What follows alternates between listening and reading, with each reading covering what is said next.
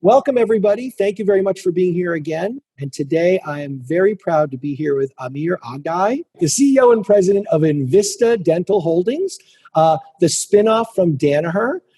Amir is an industry veteran who is going to share with us some of his observations and his personal life story, and talk to us a little bit about influence in dentistry and influence in his life. So, Amir, thank you very much for being here today, and congratulations for being on our list of the 32 most influential people in dentistry. Yeah, thank you so much, Jack. I really appreciate it. Anytime. So, Amir, tell us a little bit about your journey, where you started and how you ended up where you are today. You have a particularly interesting life story, and I hope you would share it with us. Oh, of course. Thanks. So I'm Iranian, and I was born in Iran, a suburb of Tehran. And, many of my peers, parents, and education, strong influence in getting as much education as possible. Went to college when I was 16 years old and graduated when I was 20. Industrial engineering background, and then as it was the norm at the time, I had to join the military as part of military service. And this is where the war between Iran and Iraq started. So I ended up going engineering officer in Iranian army in late 70s and early 80s. After that, I came to the United States to go to grad school and got multiple degrees in applied mathematics and computer science. And then Hewlett Packard came to campus, interviewed grads, and ended up being part of Hewlett Packard, and got my MBA. And it started in the life science area: gas chromatography, liquid chromatography, mass spectrometry, in a variety of roles in manufacturing, marketing, sales, and ended up going to Europe. I was always fascinated, specifically at the time that wall was coming down in early 90s. I went to Germany and then in Holland for a few years, and then ended up coming back to the United States in Denver, Colorado, as part of the test and measurement part of Hewlett Packard. From there, after getting married and moved to Singapore, this is the late 90s, where the .com and wireless was really booming. I was running a large wireless business. And after the crash of .com, we ended up moving to Singapore. So I lived in Singapore for about 4 years. Our youngest was born in Singapore while we were there for a few years. And then from there to Silicon Valley, and eventually Danaher in 2007, 2008, when we acquired Tektronix, which was at the time the largest acquisition of Danaher. So was in Danaher for quite some time, and various roles. And in 2005, almost more than 5 years ago, I moved to dental platform at the time. And I can tell you that this has been one of the most rewarding and fascinating jobs that I've ever had, and because of the impact that it has. Quite a journey in here. You would have asked me, Chuck, 20 years ago, where you see yourself end up. I would have not at all envisioned being in dental and the role that I am. I've been very fortunate and blessed, and a lot of people that have influenced me along the way. Well, it's interesting. I want to come back to the influence question. And first, let's peel back the onion a little bit on your life story. What was it like to be in college at 16 in Iran? And how did that go? Tell us a little bit about that. It sounds like it was quite an adventure. As you can imagine, being a lot younger than everybody else, you were always treated with a little bit of a geek, not fitting the profile. I couldn't drive, I couldn't drink, I couldn't do any of that other stuff. So it took a few years being in college. But I hate to say it, but I was really curious, intellectually very curious. I was really good in mathematics. Whatever shortcoming I had on the personal and popularity, I compensated for it through education, and people that befriended me because they thought I could help them with school homework and other places. I always had friends that they saw a benefit through association. And, over time, I ended up finding like-minded people and people that they saw the work that I did. And then we became, friends who I've been friends with for over 40 years now. Wow. Through that process. So you become a little bit shy, a little bit introverted, and then you find your own footing after time, a little bit more and more as you gain confidence. But it was quite a journey, and this is at the end of that time in university in Tehran, was where the revolution happened in Iran. So I think I was the last group of people who graduated during previous regime, during Shah's time. So quite a change was taking place during that time. And as you can imagine, being young and hot-headed a little bit, you always have grand ideas that you're going to change the world and do all of that, and not knowing the realities of what would it take to get things done. I look back at it and see every step through that process has been a really interesting step in finding yourself, becoming more mature, becoming more experienced. I don't recommend it to go through all of that, but I cherish it for what took place. What was it like to leave your home country and come to the United States? And especially after 1979, after the revolution, when Iran and the United States were not quite getting along. Yeah, exactly, Chuck. At the time, even the hostage crisis and all that, it was quite by accident. I can tell you that. But what I found, there were a lot. There is what you hear in the news and all headline, and what is really ingrained in the people. The middle class, the people who went to college and were educated, there were always this affinity toward the West. Be it music, the style, the fashion, the role models. That has always been there. I remember the day that JFK was shot, the whole country shut down. And I was in school. My grandmother came in and pulled me out of the school and took me home because, there was a square in Tehran that was called Kennedy. So there was this affinity, this kind of a love toward this notion of the America as a land of freedom. That was always there. And there was a lot of animosities as well, as you can imagine, towards some of the other pieces. So I was educated in more of a Western style of education. So when I came here, and I went to Atlanta at the time, you have this pre-notion that, you're not going to be accepted. But whoever I met, whatever community I became part of, I found it to be really caring, loving, open, and, a whole lot of, as I said, the headline versus what is taking place. There was a huge discrepancy between the two. And I found it to be easy to get integrated. I found it to be, versed in this a whole lot of changes. And you can imagine at the early 80s in Atlanta also, a lot of people are moving to the city, and it was shifting and changing. And Andrew Young at the time was the mayor of the city, and he had come back. He was the ambassador under Jimmy Carter to United Nations. Imagine the first black, official and mayor. And he had made a serious attempt in creating that diversity in the city. So it's a vibrant city. We found a lot of people that they came for opportunities there. So I found it to be quite an interesting phenomenon. And, for the first time being in America, that was probably by far the best place that I could have imagined to be. Do you miss your homeland? The whole family started moving out piece by piece. Some had already left, some other have left. There are some estimate that at the time of the 34 million people, about 1 million people left Iran in the first 10 years of that. So on one hand, you knew that things were not getting better and there was a whole lot of complexities. On the other hand, you were thinking, I remember my grandfather was telling me, this is going to take generations before, and you either have a choice to just stay and go through it, and have a choice to create better life for yourself and for your kids and for your grandkids. So on one hand, you feel, I went to war for that country.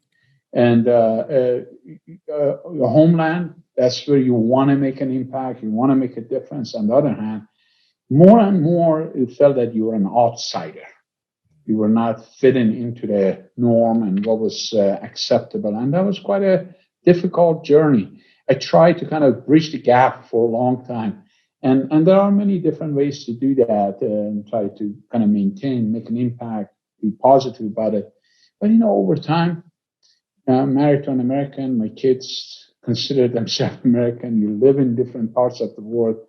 You recognize that you can make an impact wherever you are, and it doesn't have necessarily to be where you grew up, where you were born. There is this affinity toward being Iranian, being from that culture, which I would never lose, and I always, wear it as a badge of honor to be that. But try to kind of recognize the realities of where we live in. Well, you said before that there have been a number of people who have been influential with you. Influence is the theme of the podcast. Right. Talk a little bit about those people who have influenced you. You mentioned your grandfather a few minutes ago, and it sounds to me like he shared a lot of wisdom with you in a very short sentence or two. Yeah, the guy was a very well-educated man, even though he was religious, but not a fanatic. And he was very much into helping and making an impact in the community. The door of the home that I grew up was open all the time. Whoever needed help, whoever needed whatever they needed, just walked in and they were welcome. And that really kind of had an impact on me from that perspective. And then as you learn more and more, you go forward, people like Kuan Yew, who's a founder of Singapore, I found him to be an inspiration of creating something that stands today as a beacon of hope and equality and one of the best possible examples that you can look at. I'm a guy who's very into perseverance. Sir Edmund Hillary, who climbed Everest.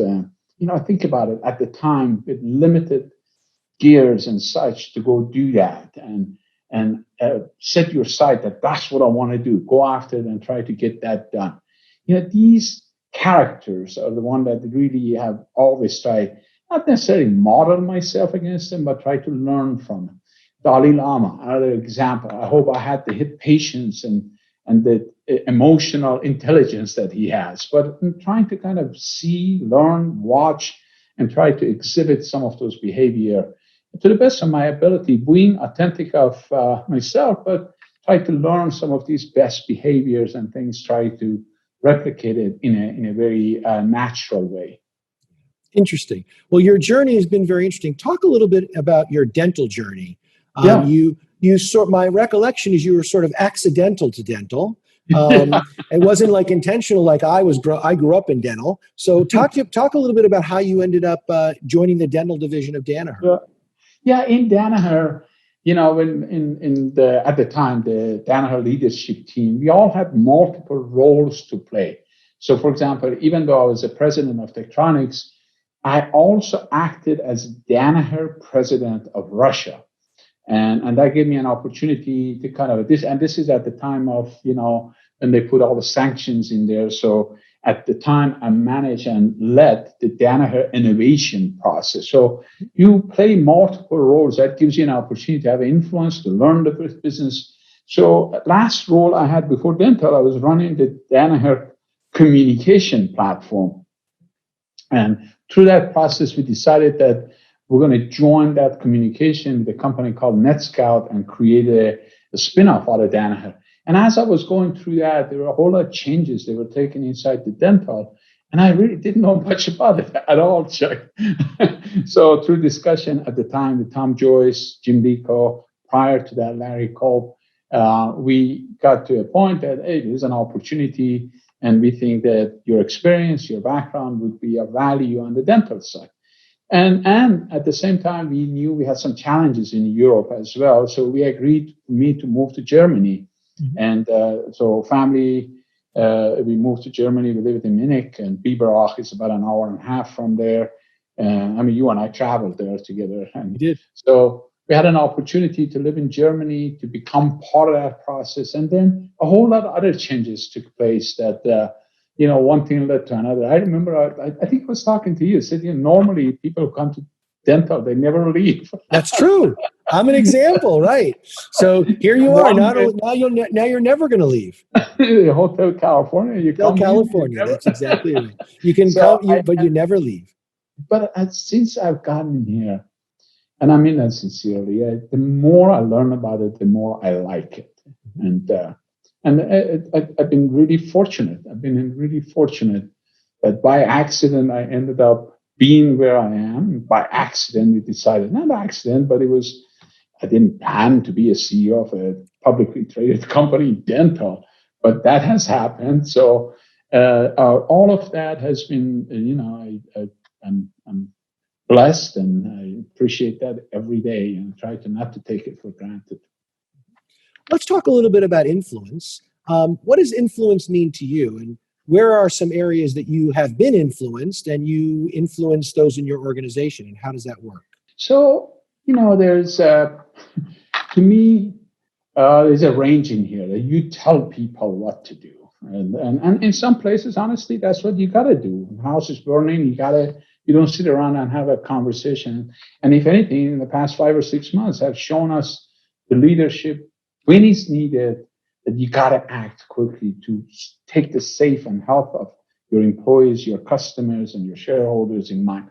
But the influence is more of a leading by example, being a role model, and demonstrating the values that you really truly believe. If you continue to do that, if people see your intentions are genuine, you're trying to do the right thing, I think you gain that followership and you get that influence that you desire, either by intention or by default. And people who have influenced me, I have observed them. I am, as I said, truly believe in this perseverance and intellectual curiosity, constantly watching and learning from people who are quite successful, who have done things. When I came to Danaher, I sat through some of the reviews. Jim Lico, CEO of Ford, really good example. Barbara Hewlett, really good example. Larry Cole, Tom Joyce, and many others. Yourself in the dental, and many others are watching to see the passion about what they were doing, how they were trying to be helpful, how try to kind of influence people. And, you can't just read it and watch it and repeat it. You got to internalize it. And so I've tried to kind of get some of those best elements and try to internalize it. So I'll make myself better, become the best version of myself in an ongoing basis. I consider myself a lifetime student, that I'm in a learning journey. And I never believe that I have it all figured out or I have all the answers. I'm constantly open. For the people who know me, they know that open for debate, open for discussion. When I make up my mind, I make up my mind and I'll go do it. But I don't do it because it is my idea. I do it because I believe this is the right thing to do. And I try to kind of pass those learning back and have an influence and have a positive influence around myself as well. Can you talk about a time when you or Envista were really influencing where dentistry is going? Can you talk about a time where maybe today or maybe before where Envista and you, by definition, are really influencing dentistry in a big way? Yeah, so I can think of a couple of areas. When I remember when we started getting into the clear aligner place, and there were a lot of questions. Hey, it's a huge market. You don't have any presence. What makes you think that you can do anything different in here? And we started sitting back and thinking about, what needs are we trying to address? What is that unmet needs? And how can we really create something different in here? And then we said, it starts with the product. We got to make sure that the product stands on its own. It has all the qualities that a practitioner needs to say, I'm going to create the best possible outcome. Okay, now that you have that, I call it the point of entry. Yeah, you have to have that before you do anything. Now start thinking about how do I create a difference? How do I influence the decision making? And it's a combination of things. The care that you have for practitioners, for dentists, the care that you have for customers, the level of service, making yourself available and vulnerable, listening to feedback, listening to outcome, and then continue to improve what you're doing. Taking pride. I mean, I can tell you the Spark team, they take pride for what they do every day. They take it personally. You don't have to tell them. They take it personally. It's my responsibility to do that. When people see that, they are influenced by, saying that, okay, I get it. These people that have so much passion, so much pride around it. And I think we are making a difference. We are influencing the orthodontist and the ortho, and a small portion. We're not suggesting it. We are influencing it in order to see possibilities, to see alternatives and combination treatment, and having more of a choice in here. That's one example of it, and many other product categories. We look at it in that format. But also, there's another element in here, Chuck. When it comes to the emerging market, when it comes to the high growth market, I take a step back and I say, take a look at dentists per capita. Switzerland, Germany, US, Japan. And then I'll look in Latin America, 460 million people. The number of people who have simple access to dental care. And say, we got a responsibility. We, as leader of this industry, have a responsibility by being present, by simplifying that, by democratizing it, by helping those people to get some of these basic necessities. I feel like what we are doing in China is having an impact. It's growing our business, obviously, but you have to do good to see good things happen. You have to do the right thing. It's interesting to hear you speak in the last few minutes about the rest of the world, the emerging markets. Do you think that your background, your Iranian heritage, has something to do with your passion for that topic? Oh, absolutely. I wouldn't discount that at all. It's about possibilities, but you provide possibilities. When you level the playing field, like you're going to see a different behavior than when you limit options.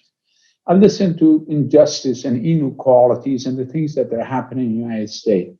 If you level the playing field, and I'm not suggesting that that's going to happen overnight and in one shot. If you give people possibilities that I have had, I think you're going to see a very different type of behavior.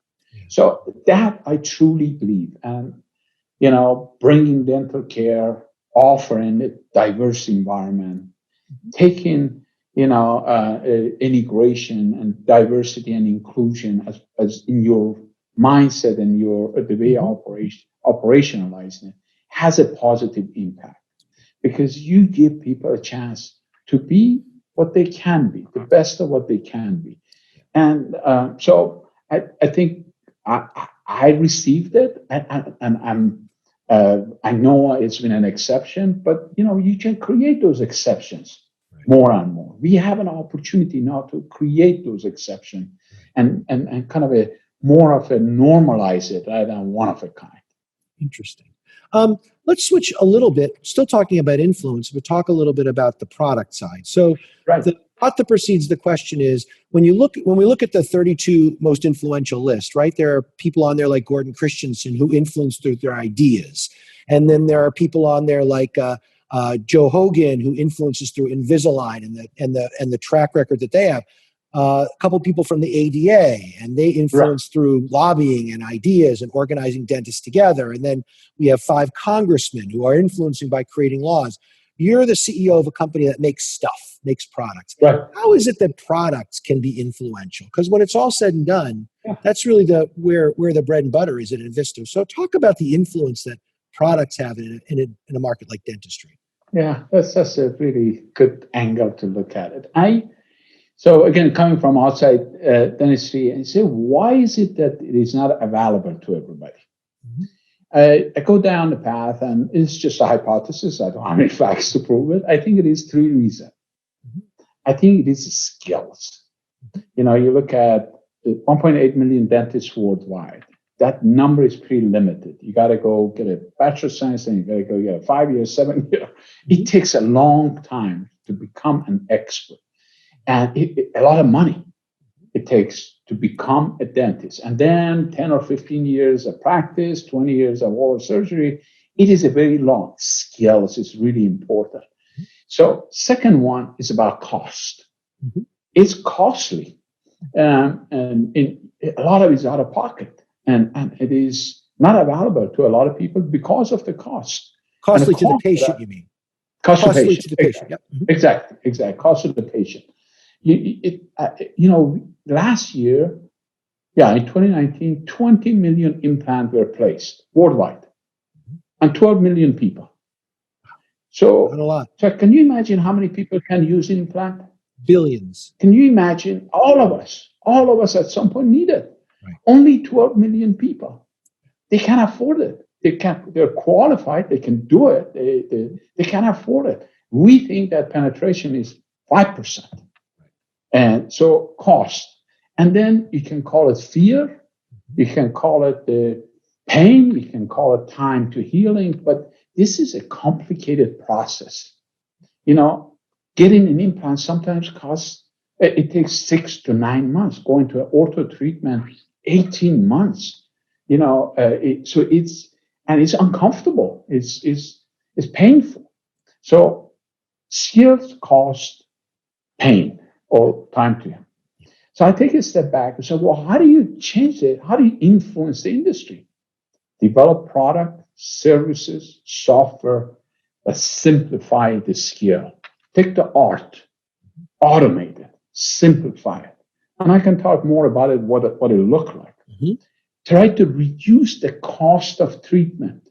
If it is simple, if you don't have to go back on the chair over and over and over, you can reduce the cost. You talk about clear aligner, a great example of chair time reduction. And then try to get that healing time a lot faster. Take the pain away. So I look at the very broad sense, what we do gotta influence these three things. Everything we do gotta influence these three things to bring dental care to masses. And I can talk for days about these things because I honestly believe this is what it is. This is how you can influence the industry. Can you give an example of a product that you guys have developed and made popular that checks those three boxes? Yeah, so N1 is a new implant that is introduced in Europe. It's an outcome of 5 years and millions of dollars of the investment. And so many people have done so good a job with universities, with key opinion leaders. So how is that checking all those three boxes? It is much easier to place it when it comes to the skills. You don't need 6 or 7 drills. You need 1 or 2. It's much simpler. It is the cost of treatment is a lot less, and I explain that why.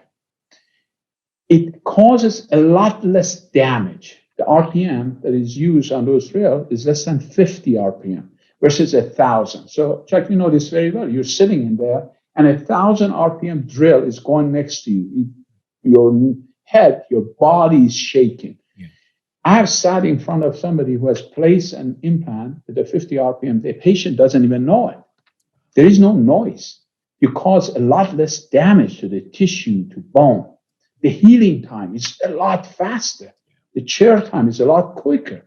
So it's a product that checks all these boxes. And you don't have, I have tremendous amount of respect for people who have been doing this for 20, 25 years. But it takes 20, 25 years to get. So I was in Washington, D.C., an oral surgeon that I really respect, with 2 interns, showed me what he has been doing versus the 2 interns, and showed me what those are able to do after 20 or 30 implant placement, but same quality. So imagine the possibilities that you can do that through automation, through robotics, through guided surgery, through Spark, through software, through DTX. You're able to do that to bring costs down, skills, simplify it, and get better solution. These are examples of how you can really change the nature of the industry. That's exciting. I mean, that's really interesting, and I think that many people, maybe who are listening, maybe who read the articles, sort of say, well, I understand why Gordon Christensen is an influencer. I have a little more trouble seeing how Amir or Don Casey from Dentsply or Stanley Bergman from Shine, how those people who just peddle products can be influencers. I think your explanation here was very helpful. So I think that was very, very good. Oh, Thank thank you. you. Yeah. Thank you. So as we look out into dentistry, give us a little preview about what you think the next 4 or 5 years are going to be like. And the follow-up question, I'll give you a heads up, is going to be how are Amir and the Envista team going to be influencing where dentistry is going? Yeah, happy to do it. We have a sort of sort of assumptions about what we call macro trends, the macro trends in the industry. Top of that is IT for simplification. A lot of people talk about digitization. I talk IT. You go to industries. I come from semiconductor, electronic industry, life sciences. IT came to those industries in 70s, 80s, 90s. IT collapsing into the dental industry now. We have seen it in the past 6 to 9 months, virtualization, remote diagnostics, remote capabilities, but also a whole lot of IT in order to be able to do guided surgery, software as an influence of integrating various images. IT is coming and is coming with force. Second part of this, I think this is becoming a female industry. What I mean by that, it's always been, females have been the decision maker when they go to dentists, but 60 to 65, depending on some geographies, in Brazil, it's 75% of the graduates out of a school are female. It's by choice. It's not by accident. They want to have choice. They want to have quality of life. These new graduates, these new female, they have a very different view of the industry than the previous generation.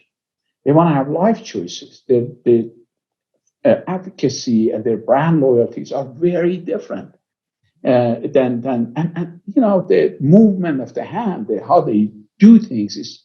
So the female play an important role in this industry as it's transition over the next 5 or 10 years.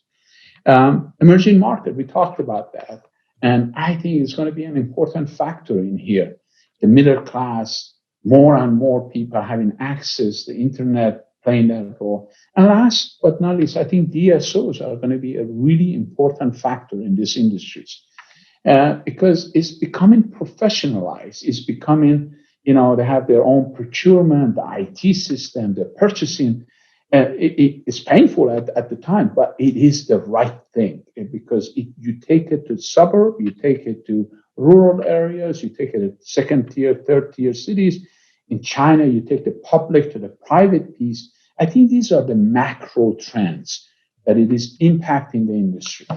I take a step back and say, okay, that's what's happening. What am I going to do? I'm answering your second question. I want to be exactly what I talked about on the scales, on cost, and pain or time to heal. I want to be ahead of that, and I want to simplify it. I want to make it easier to accelerate that process. I want to have the product that is not only reliable and meet the requirement, that's the table stake, right, but it demonstrates proficiency, efficiency in the process. People see it, they buy it, they have a brand that they can depend on, and it does exactly the clinical outcome that they want. I want to develop software that hold it together, bring it together, simplify the process. You don't go from one platform to the next. And I want to create a workflow that, depending on the procedure, has the best possible opportunities and outcome. I want to provide the service, the training and education to bring people up to speed, to let best practices to be shared as quickly as possible.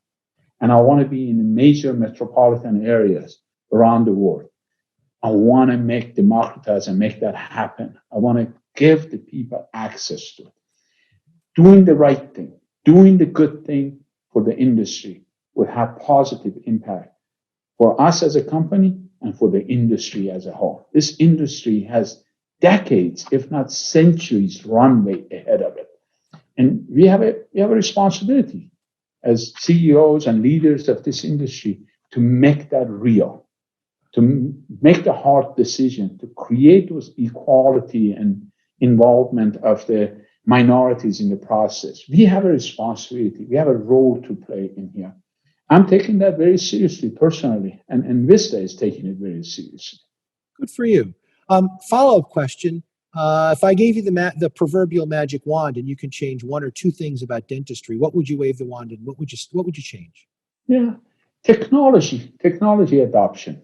I think that would kind of accelerate things, and I don't necessarily all mean software and imaging.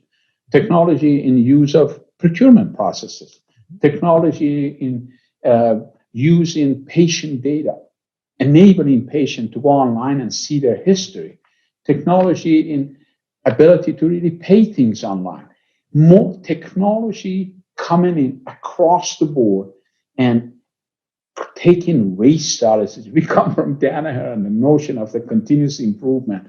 When I see things, it really allows me to take a look at it, say there is better way of doing things. I'm going to say this, and it may not be very popular, but I'm going to say it. Please. You look at millions of dollars of equipment and offices sitting around the world, and they're not being used. How do you get more and more use out of that asset, that utilization? It bothers me that we're not getting that. So how do you make it more available for people who need it, for people who can afford building $1 million office? I think technology, scheduling, remote, make that available.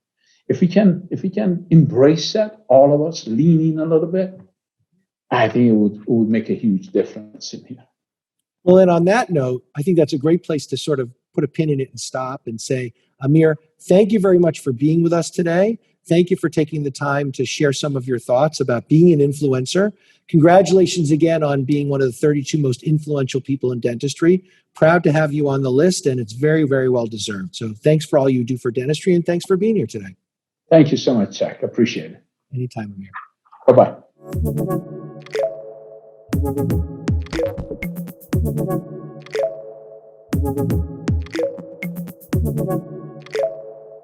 Thank you.